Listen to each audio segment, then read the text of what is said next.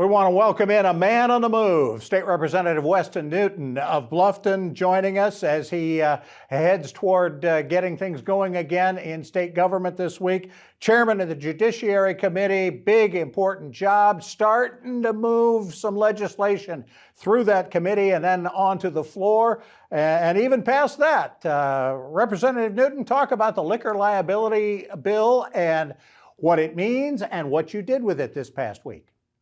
Thanks, Bob. Great to be here and great to be with you this morning.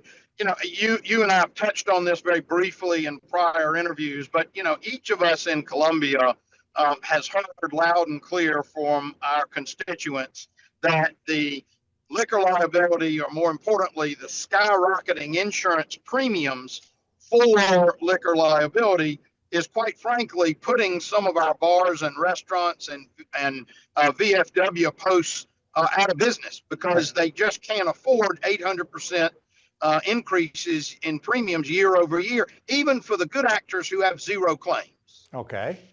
And you know, the last Thursday, the House of Representatives passed a bill that does a handful of things. One, it has a mitigation program to modify the coverage requirements if you are take advantage of certain things, percentage of food sales versus alcohol, close earlier than midnight, and require safe serve training of all your employees. You get to lower the required coverage amounts.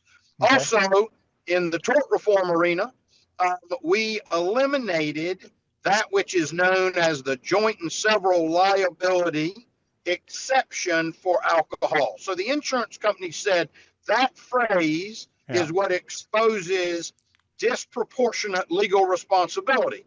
The first guy that sold a beer at lunchtime could be held 100% responsible for the accident that occurred at 2 a.m. Okay, I get that, and so it got through it got through the House, right? Onto the Senate. Yes, the last piece was we increased the penalties for DUIs because the whole context of this is number 3 in the country DUI fatalities per capita DUIs. It passed the House unanimously. And quite frankly, in the tenure of my time in the House, I can't recall a substantive piece of legislation passing unanimous in the House. And so, you know, what that says to me and the message it sends, we had a real problem that we got together and addressed with a real solution that transcends party politics, inter-party politics, and that answers the call of our bars and restaurants and VFW posts. I'm delighted. It moves on to the Senate. Hopefully they'll take it up in the near term, and we can begin to look at other, obviously, issues that need to be addressed with regard to tort and insurance issues. But that as it relates to this particular problem, a solution's on the way.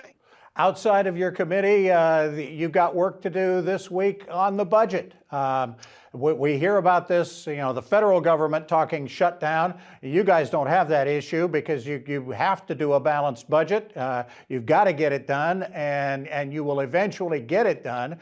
But where's the wrestling match going to be for the budget this year?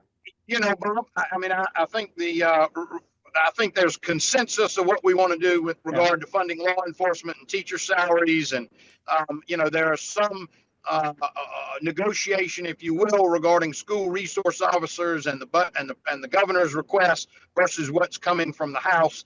You know, there are already school resource officers funded by the districts themselves, if not by the state, in every county and every school district. So we're just refining those numbers. Really, I think the rub is going to come, how big an income tax cut can we actually put in place? Okay. Because that's what we're committed to do. We're trying to reduce the rate from the marginal rate of 6.2 or 6 down into the below 3 numbers. Okay. Big task ahead. A lot of wrestling over numbers coming up this week. Thank you so much, Senator. We appreciate the time. Safe travels, and we will talk to you again soon. Thanks, Bob. Look forward to it. Have a great day. All right, State Representative Weston Newton representing Bluffton and a bit of Jasper County in the South Carolina State Legislature. We're going to be back with more of the WHHI Daily News right after this.